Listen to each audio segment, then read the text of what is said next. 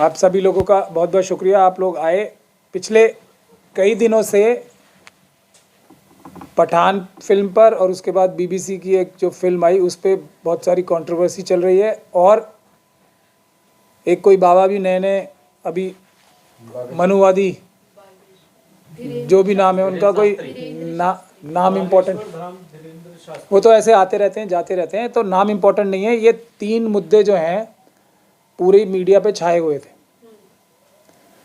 तो जैसा मैं बार बार हर बार बोलता हूँ कि जब भी कोई इस तरह के मुद्दे होंगे तो कोई बहुत बड़ी चोरी, कोई बहुत बड़ी डकैती जो है ये मनुवादी मानसिकता की सरकार जो है छुपा रही होगी, तो वो आप लोगों को सामने आ गई। जो ये हिडेनबर्ग की जो एक रिपोर्ट आई है उसमें ये नज़र आ रहा है कि करीब 4 लाख करोड़ 4 सवा लाख करोड़ रुपए शेयर मार्केट में डूब गए हैं। एक्चुअल में जो असली रिपोर्ट्स हैं, जो असली बात है, वो 11 लाख के करीब 11 लाख करोड़ इसमें शेयर मार्केट में लॉस हुआ है। क्या ये लॉस सिर्फ शेयर होल्डर्स का हुआ है? क्या ये लॉस सिर्फ अडानी का हुआ है? ये जो हमारी मेन स्ट्रीम मीडिया है और जो नॉन मेन स्ट्रीम मीडिया भी है, मुझे बहुत दुख के साथ कहना पड़ रहा है कि बहुत सारे बड़े बड़े पत्रकार जो इसमें एक पिक्चर पेश कर रहे हैं वो बिल्कुल भी सही पिक्चर नहीं है। असली इसकी इम्प्लीकेशन, इसलिए मैंने ज़रूरी समझा कि आप लोगों को तकलीफ़ दूं, और इसकी असली इम्प्लीकेशन देश की गरीब जनता के लिए, ख़ास तौर पे SC ST OBC और माइनॉरिटीज़ के लिए क्या है इसकी इम्प्लीकेशन। तो इसके लिए आप सब लोगों को बहुत ध्यान से मेरी बात सुननी है ये, और ये ऐसे टॉपिक हैं जिसकी वजह से सारी ये जो मनुवादी मानसिकता के लोग जो ये सब चीज़ें इश्यूज ला रहे हैं जो भटकाने के, असली वजह ये है। असली वजह ये होती है कि ये साइड में देश की जनता के पैसे चुरा रहे हैं। 2019 में अरुण जेटली साहब की डेथ हुई थी, आप सबको पता है। ये जो मिस्टर अडानी हैं, इन्होंने 80% से ज़्यादा अपने जो एसेट्स बनाए हैं, जो कमाई की है, ये पिछले 3 साल में, यानी कि अरुण जेटली साहब की डेथ होने के बाद ये इन्होंने सारे पैसे कमाए। तो इससे क्या समझ में आता है कि अरुण जेटली साहब एक भारतीय जनता पार्टी के बड़े नेता थे, और अमित शाह साहब और मोदी साहब उनसे एक बच्चे की तरह, एक कार्यकर्ता की तरह काम नहीं करा सकते थे। इसीलिए अडानी साहब ने जितने भी पैसे कमाए हैं वो ये पिछले 3 साल में इनका शूट हुआ है ग्राफ। अंबानी साहब को बहुत बुरा लगा होगा ऑब्वियसली कि वो नंबर 1 थे और उनको धक्का देके एक तरह से, और कोई ईमानदारी से पैसा उन्होंने भी नहीं कमाया था। ये बात सिर्फ मेरे जैसे ही लोग बोल सकते हैं। अगर वो केस करेंगे, जैसे हाइडेनबर्ग ने बोला है कि मुझ पे, हम पे केस करें तो हम खुश हो जाएंगे, उसी तरीके से अंबानी साहब भी मुझ पे अगर केस करेंगे तो मैं खुश हो जाऊंगा। ये क्योंकि मैं एक्सपोज कर सकूंगा, अपनी सच्चाई साबित कर सकूंगा कि ये सारी राजनीतिक मदद से और अफसरों की मदद से देश की जनता का जो लेजिटिमेट हक बाबा साहब डॉक्टर भीमराव अंबेडकर ने दिलवाया था कि हर एक देश का नागरिक देश की सारी संपदाओं का बराबर का मालिक है, वो किसी तरीके से धोखाधड़ी करके, और इससे अच्छा लफ्ज़ मेरे पास कोई मिल नहीं रहा है, इन लोगों ने ये पैसे कमाए। इसमें कोई इनका स्किल या कोई ऐसा बहुत ज़्यादा मेहनत का या कोई इनका दिमाग नहीं चल रहा है कि कोई ऐसा प्रोडक्ट बना रहे हैं। तो ये बात समझने की है। तो अंबानी साहब को बहुत बुरा लगा होगा। तो मेरा ऐसा मानना है कि ये हिट जॉब है, यानी कि जो सुपारी वाला जॉब होता है ना, मेरा ऐसा मानना है कि ये सुपारी जॉब लगता है मुझे। कि अब देखिए आप कि अंबानी साहब से नीचे आ गए अडानी साहब, मतलब अपनी ओरिजिनल पोजीशन की तरफ बहुत तेज़ी से बढ़ रहे हैं। एक इसका एक्सप्लेनेशन ये हो सकता है। दूसरा एक्सप्लेनेशन जो मेरी समझ में आता है, 3-4 इसके एक्सप्लेनेशन हो सकते हैं। दूसरा ये हो सकता है कि अब जो मोदी साहब हैं और अमित शाह साहब हैं, इतने सारे पैसे कमा के, इतना बड़ा नाम हो के, शायद अडानी साहब अब उनको आंखें दिखाने लगे हों, तो उनको उनकी जगह पे लाने के लिए ये काम खुद अमित शाह साहब ने कराया हो, ये भी हो सकता है एक बात। तीसरी एक संभावना ये भी है कि दोनों को, वैसे एक वो 2 बिल्लियों की और बंदर की कहानी आपने सुनी होगी कि अगर 2 बिल्लियां लड़ेंगी तो बंदर बैठ के उनका फैसला कराएगा। तो तीसरी एक संभावना ये भी है। तो इन सभी संभावनाओं को हमारे SC ST OBC माइनॉरिटीज़ के लोग और जो गरीब पिछड़े लोग हैं उनको समझना चाहिए। आप इस पर्सपेक्टिव में ये सारा खेल आपको समझना चाहिए क्या हुआ क्या है हमारे साथ। पहली चीज़ ये कि क्या सिर्फ शेयर होल्डर्स का नुकसान हुआ है, ये अडानी साहब और इससे पहले अंबानी साहब करते क्या रहे हैं। एक चीज़ शुरू की थी हमारे चिदम्बरम साहब जब वो फाइनेंस मिनिस्टर थे, उसको कहते हैं पार्टिसिपेटरी नोट्स। ये कॉन्सेप्ट हमारे चिदम्बरम साहब, जो आज बहुत ही ज़्यादा ईमानदार और शरीफ बनने की कोशिश करते हैं और बड़े दुखड़े रोते हैं कि मुझे बंद करा दिया गया, वो तो एक अब अमित शाह साहब की ताकत है। तो जो काम चिदम्बरम साहब ने किया है वो ऑब्वियसली अब वो अमित शाह साहब करना चाहेंगे और वो कर भी रहे हैं, उनसे अच्छी तरीके से कर रहे हैं। इस बात का चिदम्बरम साहब को दुख होगा, खैर वो एक अलग बात है। तो पार्टिसिपेटरी नोट एक ऐसी चीज़ है जो एक पर्दा खड़ा करती है, जिसकी वजह से ये सारे घपले हो रहे हैं शेयर मार्केट में। एक बड़ा रीज़न पार्टिसिपेटरी नोट है कि पार्टिसिपेटरी नोट एक ऐसी चीज़ है जिसकी वजह से किसने शेयर्स खरीदे वो डिस्क्लोज करना मैंडेटरी नहीं है। ये काम चिदम्बरम साहब ने शुरू कराया था। क्यों कराया था इसके बारे में मुझे कोई क्लैरिफिकेशन, आप सब लोग समझदार ही हो कि अगर कौन शेयर्स खरीद रहा है वो ट्रेस बैक हो जाएगा पीछे तक, तो करप्शन का जो एक बहुत बड़ा जरिया है वो ख़त्म हो जाएगा शेयर मार्केट में। और अब लेटेस्ट बिटकॉइन जो शुरू हुए हैं वो 100% करप्शन का अड्डा है। अगर जो हमारी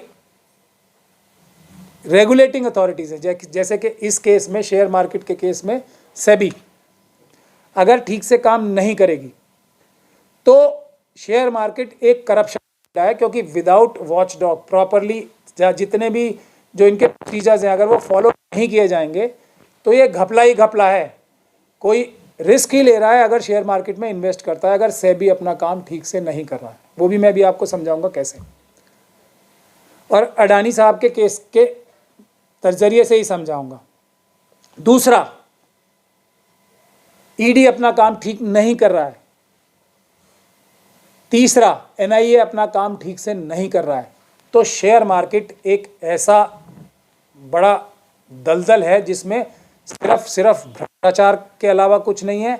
हमारे देश के जो नवरत्न हैं, जो PSUs हैं और बड़े बड़े PSUs, उनमें लूटमारी करने का अड्डा है, उसके अलावा कुछ नहीं है। अब 11 लाख करोड़ रुपए आप लोगों ने देखा ना अभी चले गए।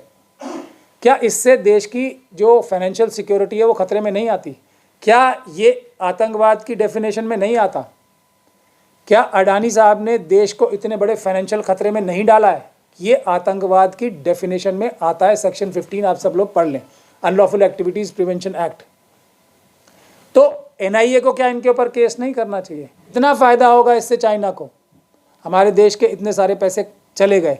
और शेयर मार्केट की बात यह है कि जो पैसा कहीं से जाएगा वो कहीं आएगा भी। तो ये कहाँ गया है 11 लाख करोड़? क्या ये चाइना तो नहीं गया? ये इंपॉर्टेंट बात है। तो NIA को क्या केस नहीं दर्ज करना चाहिए इसके खिलाफ? ईडी जो हर एक पॉलिटिकल पार्टी के खिलाफ मुकदमे दर्ज कर रही है, इतनी बड़ी घटना हो जाती है देश में, क्या ईडी को ये इसमें एक्शन नहीं लेना चाहिए?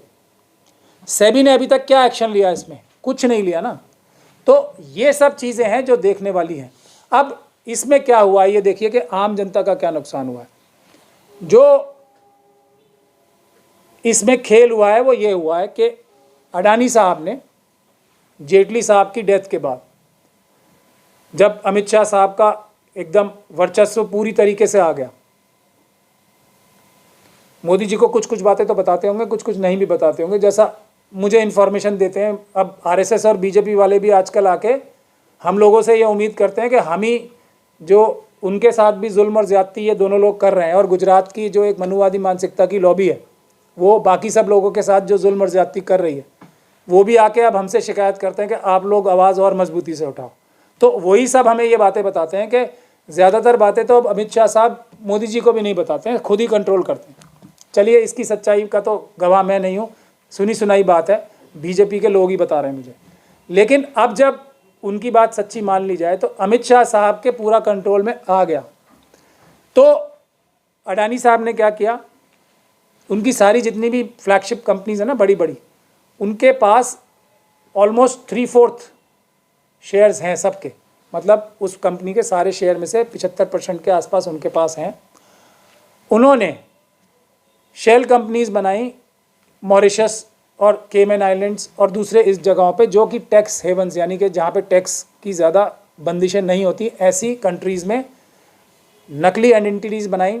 उनके थ्रू अपने बाकी भी शेयर्स खरीद लिए और जब ऑलमोस्ट 90% से ज़्यादा शेयर्स उनके पास आ गए तो उन्होंने शेयर मार्केट में आर्टिफिशियली अपने शेयरों के दाम बढ़ाने शुरू किए। जब शेयरों के दाम, जिसकी असली वैल्यू 10 रुपये भी नहीं होगी, असली वैल्यू क्या होती है कि ये मेरा फ़ोन है आईफोन, ये जितने का भी है इसके खिलाफ इतने ही शेयर, अगर ये 70,000 का फ़ोन है या 1 लाख का फ़ोन है तो 1 लाख के शेयर ही इसके अगेंस्ट जारी होने चाहिए, या इससे जो प्रॉफिट हो सकता है उतने ही होने चाहिए ना, यही उसकी असली वैल्यू होती है। अब इसके अगर मैं आर्टिफिशियली क्रिएट करके इसको 10 लाख का बता दूं तो वो जो बाकी 9 लाख होंगे वो सिर्फ हवा हवा में होते हैं, जो कि देश के आम नागरिक जो शेयर्स खरीदते हैं उनको एक तरीके से इसमें तुम्हें इनकम रेगुलर आनी शुरू हो जाएगी, क्योंकि ये इतना ज़्यादा महंगा हो गया शेयर। तो इन्होंने आर्टिफिशियली शेयर्स के रेट बढ़ाए। अब समझने की बात यह आएगी कि जी 90% शेयर्स अगर उनके पास थे, उनके लोगों के पास, तो अगर शेयर मार्केट में उनकी वैल्यू गिरेगी तो नुकसान तो सबसे ज़्यादा अडानी साहब का होना चाहिए, मगर ऐसा तो नहीं है। क्योंकि इन्होंने किया क्या, ये शेयर्स इनकी कीमत ज़्यादा दिखा के स्टेट बैंक से, दूसरे बैंकों से लोन लिए और स्टेट बैंक और दूसरे LIC और दूसरे जो शेयर्स खरीदने वाली PSUs हैं उनसे इस रेट पे शेयर्स खरीदवाए और शेयर्स को गिरवी रख के लोन लिए हैं। समझ रहे हो आप? जिन शेयर्स की वैल्यू बिल्कुल भी नहीं है उनको आर्टिफिशियली यानी कि अपने सिस्टम से, क्योंकि सेबी उनको कुछ नहीं बिगाड़ रही है, सेबी उनको रोक सकती है, क्योंकि ये सेबी की नज़रों के सामने सब हो रहा है कि आर्टिफिशियली शेयर मार्केट में इनके रेट्स बढ़ाए जा रहे हैं।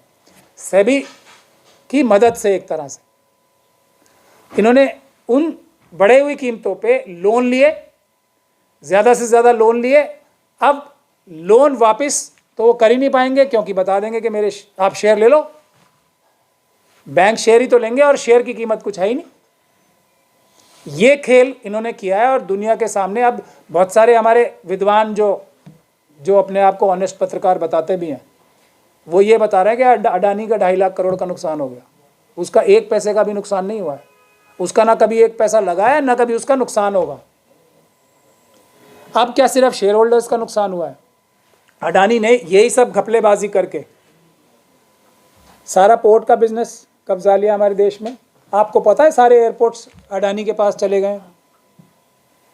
अब अगर शेयर मार्केट में पोर्ट्स, और ये एयरपोर्ट्स ही बता रहा हूँ, और जो समुद्री जहाज़ जहाँ पे उतरते हैं वो शिपयार्ड्स, ये जितने भी पोर्ट्स हैं उसके, अडानी पोर्ट्स वगैरह, ये अगर जिन गिरवी रखे हुए हैं एक तरह से, क्योंकि उसके शेयर चले गए तो उनके एसेट्स भी जाएंगे ना, उनकी कंपनियाँ ही जब डूब जाएंगी तो क्या चाइना और दूसरे ऐसे देश जो हैं वो हमारे एयरपोर्ट्स और पोर्ट्स नहीं खरीद लेंगी, जिनके साथ मिलके सारे धंधे हो रहे हैं? चाइना से 80-20 का हमारा डेफिसिट आ रहा है ना।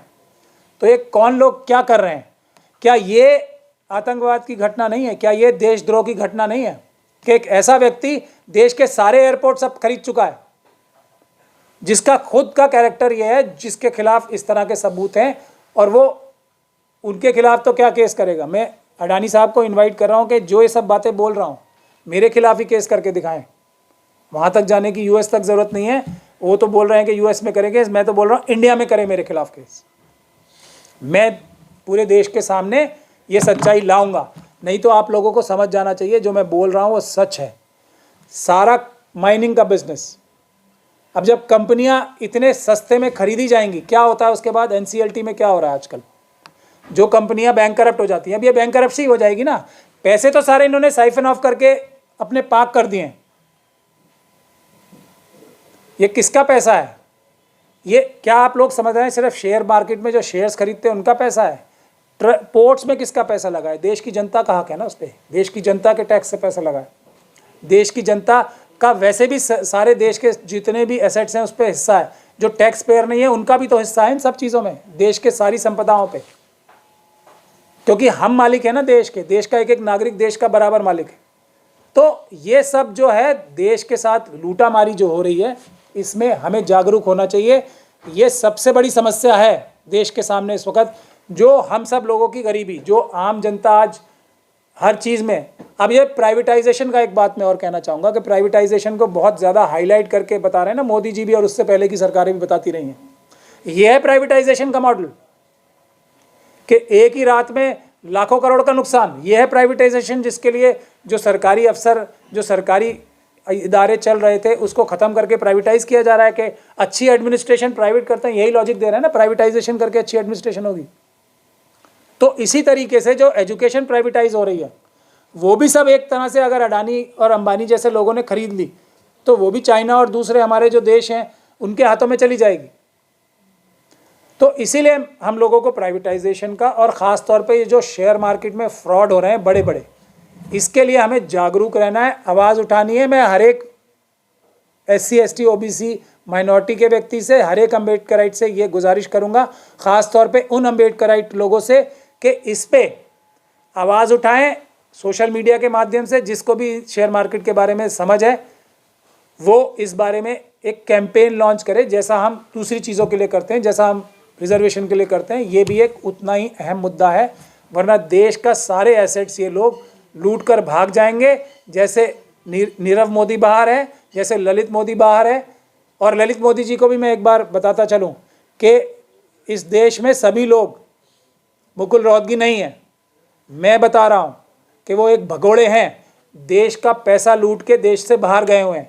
अब मेरे खिलाफ कुछ करके दिखाएं, चाहे तो जैसे उन्होंने मुकुल रोहतगी जी को धमकी दी थी ना मरवाने की, मुझे भी दें धमकी मरवाने की। मैं उनका इलाज करूंगा और कानूनी रूप से करूंगा।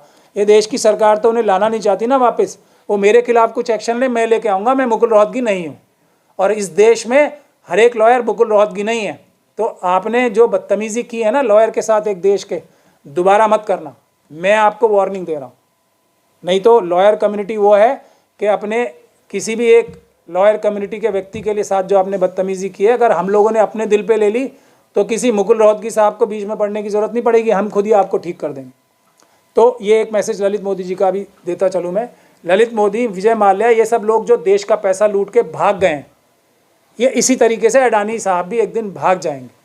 तो कौन जिम्मेदार होगा उसका? तो इसीलिए अमित शाह साहब, अगर ये मेरी बातें सच नहीं हैं, आपका डायरेक्ट इन्वॉल्वमेंट अडानी साहब के साथ नहीं है, तो NIA को और ED को तुरंत इसके पीछे लगाइए। सेबी के जो अफसरों ने ये सारी धांधली अलाउ की है उनको अरेस्ट कराइए। और जो जिन भी बैंक से लोन लिए इन्होंने धोखाधड़ी करके, जो मैंने अभी आपको एक्सप्लेन किया, अपने शेयर मार्केट में रेट बढ़ा के और उसके अगेंस्ट जो लोन लिए हैं उसके खिलाफ ED का भी मुकदमा होता है, UAPA का भी मुकदमा होता है, PMLA का तो होता ही होता है। इससे बड़ा PMLA का केस कोई नहीं है देश में अभी। अगर मेरी बात सच्ची नहीं है कि ये आपकी पुष्टपनाही से, यानी कि आपकी सुपरविजन में सब हो रहा है, तो ये मुकदमा दर्ज कराइए। और मैं free of cost public prosecutor बनने को तैयार हूँ।